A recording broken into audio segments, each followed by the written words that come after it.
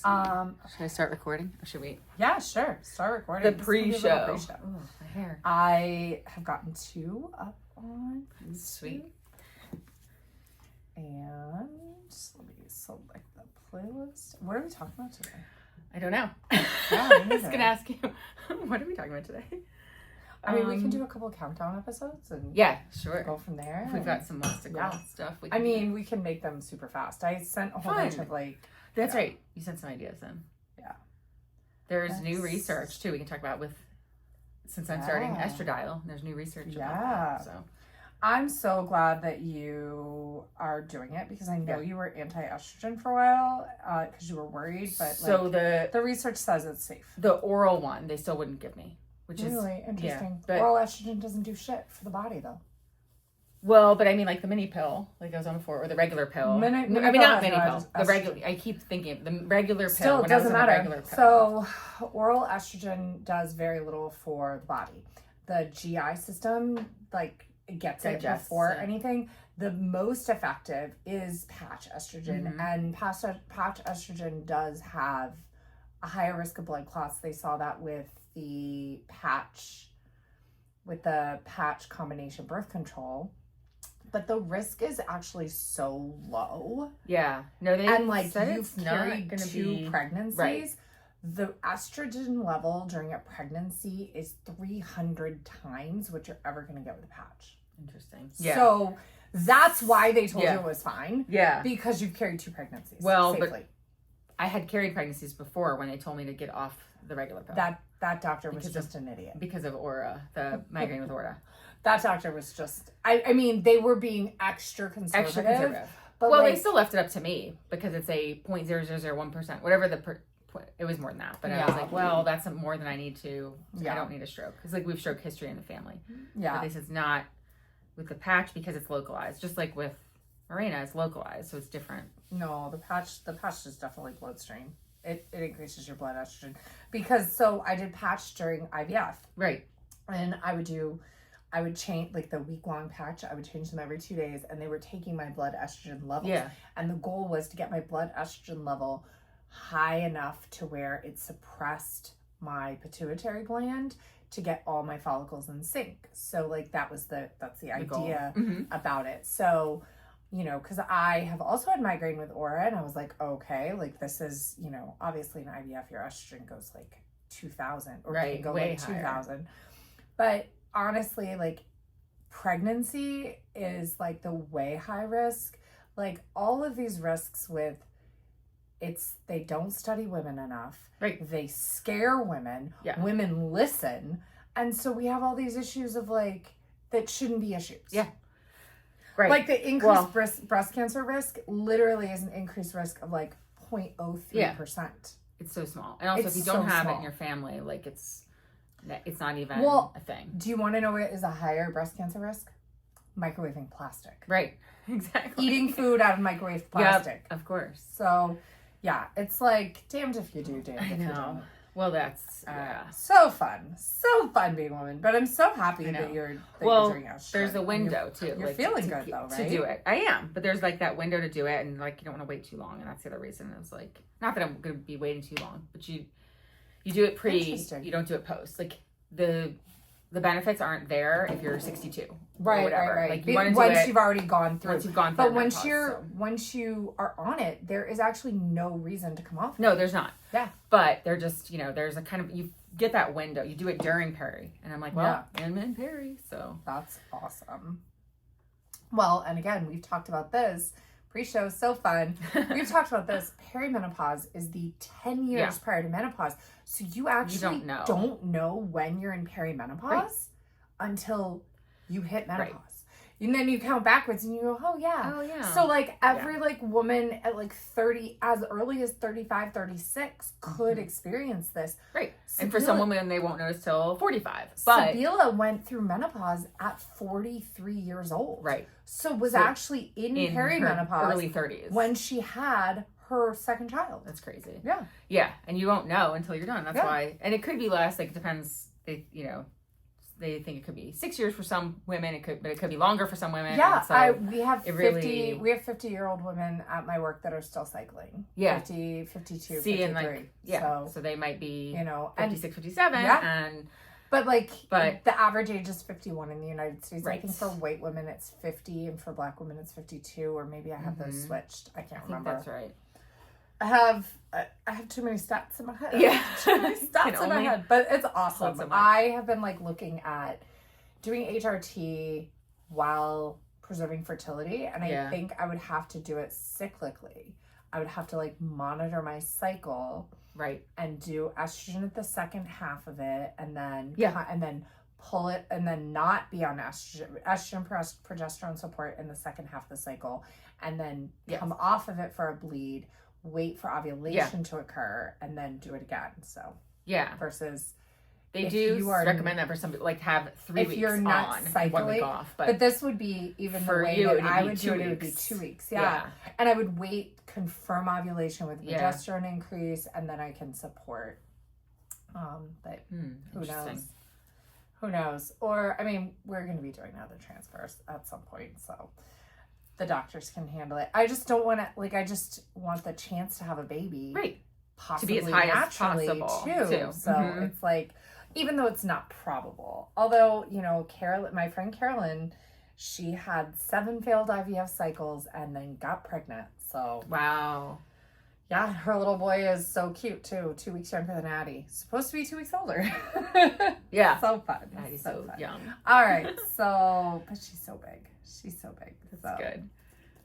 I was just looking at Sarah's thing. I'll have to come back to it. Oh yeah, her plan. Maybe later. Calorie method. Did we do this one? So we did. The last one we did was the top 10 frequently asked questions. Yes. Yeah. Yes. Yep. That's one we just did. Okay. So what kind of listicle should we do? You guys are getting the I know. Pre-show. Yeah. What did we? You threw some topics. Out to me. I don't remember. Oh yeah, I texted them. Yeah. I'm sure I can come back maybe. Just for big blocks of blue. Right. Flu sucked. Okay, there we go. 7 reasons to skip a run. I love this. Okay. That's a fun little one. All right. I like it, especially right now. Yeah. Weather and. Totally. All right. Let me pull this into Drive. Maybe I already put it in Drive. Oh, maybe. I'll just add a new file. Okay. All right. Little fun listicle. Ready? Let's go. A little bit of listicle fun. Yeah. Hey. All right. Welcome and good morning and hello, and we're back. Yay. I'm Naomi. I'm Liz. And we're the Run Galloway Girls. And we are here with 7 reasons to skip a run. Or should you? But 7 reasons to skip a run. Yeah. There are times when it matters. Yeah. So we're going to fire through them with this nice, fun little episode. We will interject some things as well. And then the next episode will be an update on what is going on with us, because we're going to record 2 in a row, which is so fun. Yay. Yeah. Trying to get them out there. Yeah. So the number 1 reason to skip a run is injury or pain. Yeah. If you're dealing with an injury or persistent pain, rest is crucial, because you don't want to turn a tiny thing into a big thing. Yeah. I love Laura McGreen did a little funny, because she's hilarious on Instagram. She did a little funny thing about ignoring, as good as we are at ignoring those little nagging issues, and how then you become completely unable to run at all. So if you can just listen to it, that whisper in the beginning, and don't wait for it to be. And so often 3 days off is going to be enough. 3 days off, which means 1-2 runs. Skip them, do something low impact, get to the pool, take a rest day. Yeah. And you'll be able to jump right back in. You don't have to make up training. Nope. Unless it's a major something like a long run, you can push it off the next week. You can adjust the whole plan. Or, I mean, if you're either far enough in or at the beginning, you can just skip it and move on. Skip it. Yeah. Skip it's it and not move the on. end of the world. Absolutely. Yeah. There are times like you might want to shift your plan around if it's kind of a meaty, important workout. Yeah. But most of the time, it's not going to really affect anything if you just skip an entire week, honestly. So the way I just said absolutely, it made me think of that episode, that Sweaty Balls. Because I was like, absolutely. Especially because and we're talking close to our microphones. We're trying to get better with our sound, and we're talking close to our microphones. Yeah, so. And not as loud. Maybe we should actually turn them down. I'm seeing some really big peaks.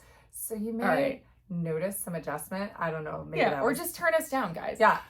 But not. But whatever you do, whatever. Give us stars too, please. Oh, that would help us so much. That would be super great. We would love that.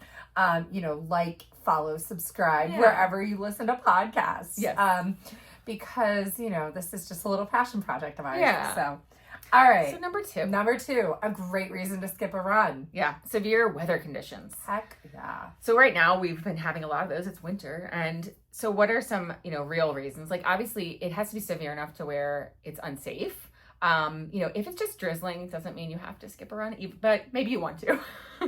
Yeah. But tornadoes, blizzards, like when we had the air quality issues with the smoke, absolutely, the wildfires, like that kind of thing, obviously is a very important reason. You want to protect yourself. Extreme heat. You've got a big workout.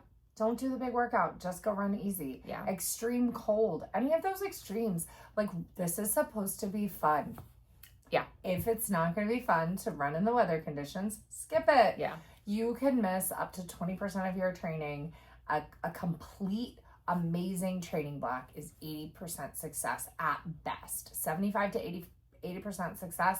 You will nail your race. amazingly well. Yeah. So like lately we've been having a lot of snow, and that can really get in the way. And at some point you can't skip the entire winter, so you will have to pivot, especially if you've got a spring marathon on the calendar. So like pivot, figure out ways, get access to a treadmill, go do some other things that are going to give you the same benefits like pool running. Yeah. And like, spinning on a bike. So skip for really serious events and then figure out how to pivot.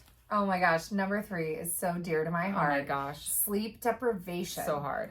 Stress plus rest equals growth. If you are not getting rest, you cannot train. Yeah. So the first step in training, if you are sleep deprived, is catching up on your sleep. Your body will revolt if you try to add the stress of training and you are not sleeping at night.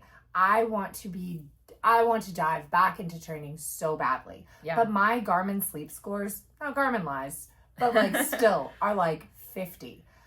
I need them to be 60s and 70s before I really train. My readiness score is 1 after a long walk and a 30-minute swim because I am so sleep deprived. So remember, stress plus rest equals growth. If you do not rest, if you are sleep deprived, you are already starting with an empty tank. Sometimes a nap is better training than a couple of junk miles. That's true. So, that's what you got to do.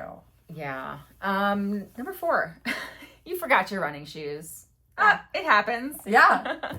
So if you don't have your equipment, don't go hurt yourself by wearing the wrong thing. Or if you have dead shoes and you go out and run in them and then, you get injury from that. Or, usually we say you can run in anything, but be careful. Still think about your shoes. Yeah, maybe take a walk instead. If you forgot your running shoes, remember low aerobic base. It's all good. Yeah. Number 5, it's Taco Tuesday. Sometimes you gotta shift those priorities, and tacos call louder than the pavement, and running can wait. Tacos are for Tuesdays. And that can be other life things. Something comes up. You've got an event. You've got a friend's birthday or a happy hour. Your kid wants to snuggle. Your kid wants to snuggle. Your kid wants to play Nintendo. Yeah. There's reasons to skip a run for other, life isn't just about running. As much as, your Instagram feed might say it is, there's other things in life that might be more important. So just sleeping in sometimes and skipping a run, maybe it's getting up and having a really relaxing morning with your family and skipping that run. Absolutely. Or Taco Tuesday. Or Taco Tuesday.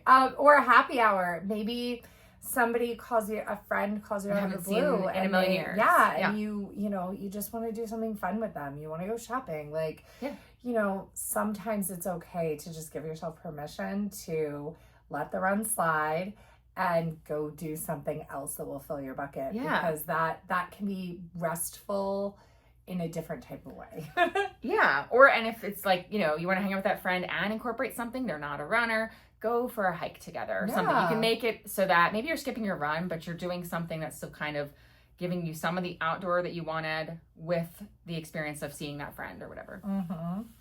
Number 6, unpredictable wildlife encounter. So this may not happen that often, but it could. If you run into, a bear out on your run, maybe just stop and turn around. Or, there's a raccoon wearing sunglasses immediately in your way. You're about to go running on the trail. You should definitely turn around. That raccoon he means business. So just, it's a sign from the universe. It's time to skip your run. And number 7, a mental health reset. Sometimes you've got to skip your run to just reset everything. Get started on a different day. Get started on a different week. Remember, training plans are not meant to be like the be all end all. Sometimes it's a mental health reset. Sometimes it's a physical health reset. But all of these are perfectly valid reasons to skip a run. I would also say that there are some times when you should not skip a run. You're for a mental health reset. My favorite thing is, let's say my training plan has, a 4-mile fast block after a 2-mile warm up, and I'm not feeling it. I'm just going to go for a 30-minute run. Right? 30 minutes, 3 times a week until you feel ready. And that's what Jeff would always tell me. 30 minutes every other day until I feel ready to jump back into training. And then I just jump right back into where I should be versus trying to make up any training. Yeah. And so if you're starting to feel burnt out on your training, if you've gone season after season in a row where you're chasing time goals, sometimes it really is as simple as skipping 1 or 2 runs and taking literally that 3 days off. Sometimes you come back with this increased vigor about it. And other times it's, you need to go shake up the whole plan. Look at what am I really chasing here? And give yourself, build in, more rest, build in breaks. Maybe you need to take a complete off cycle. Maybe you need to switch from a full marathon to a half marathon. Maybe you need to drop from a 10K to a 5K. Maybe you need to just say, hey, I'm not even going to do any races this season. I'm going to focus on base building. So whether it's safety, sun care, self-care, tacos, or skipping the occasional run is perfectly fine. So it's always okay. Always okay. There's no guilt over it. Yeah. Because this is, again, something that you should be doing for fun. It's supposed to be fun. Recreation. Yeah. It's not our jobs. Although, sometimes I wish it was. I mean, if I could recover like the pros. Oh, yeah. Oh, my gosh. Sometimes I fantasize about dropping Addison off at school and then resting and then going for a run and then coming home and just resting for a couple of hours. But it's I can't sleep during the day. Can you sleep during the day? No. Yesterday I totally thought I was going to take a nap at some point because I got up earlier than I would have liked to normally on a Saturday to do a live Peloton ride. And then I knew I was just going to be tired that day. I had to work. I didn't end up taking a nap it was fine. Brian can close his eyes and fall asleep anywhere. It's amazing. So I know. Same as Scott. I'm so jealous of these guys being able to just take a nap whenever they need to. Oh, well. Thank you for coming on that 7 reasons to skip a run journey with us. And we will be back with another longer format life update podcast episode next time. Thanks. All right. We'll see you soon. Bye. Bye. It's all pub.